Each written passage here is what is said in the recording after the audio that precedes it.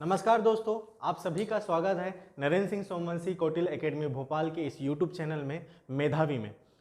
आज मैं आपके साथ लाया हूं नया टॉपिक, क्या हो अगर आप एक्सीडेंट विक्टिम की मदद ना करें।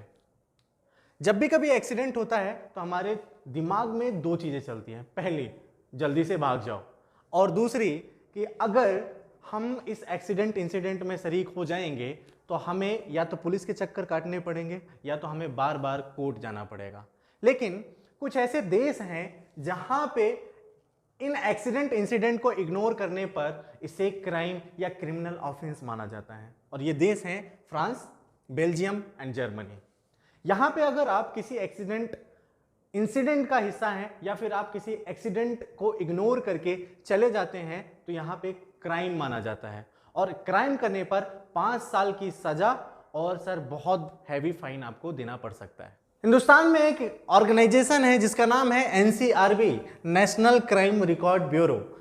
इसने एक रिपोर्ट पेश की है और ये बताता है कि 2021 में लगभग 4.5 लाख एक्सीडेंट हुए हैं भारत में, और इस 4.5 लाख में से लगभग 1,55,000 जान गई हैं, मौतें हुई हैं।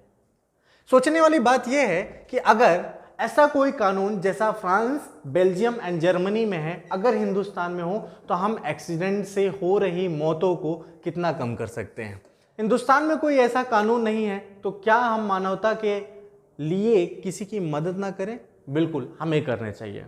सबसे बड़ी बात यह है कि 2021 में एक गाइडलाइन आई जिसमें यह कहा गया कि भले ही हिंदुस्तान में कोई ऐसा कानून नहीं है, लेकिन कोई अगर किसी एक्सीडेंट विक्टिम की मदद करता है तो इसको कम से कम सिर्फ एक बार गवाही देने या फिर उसके बयान रिकॉर्ड कराने के लिए पुलिस स्टेशन में बुलाया जा सकता है, और उसे किसी भी प्रकार से एक से ज़्यादा बार कोर्ट में या पुलिस थाने के चक्कर नहीं काटने हैं। इसके अलावा अगर विक्टिम की मौत हो जाती है और किसी भी तरीके से कोर्ट के द्वारा उस व्यक्ति पे जिसने एक्सीडेंट विक्टिम की मदद की है उसमें किसी भी प्रकार से सिविल या क्रिमिनल केस दायर नहीं होगा।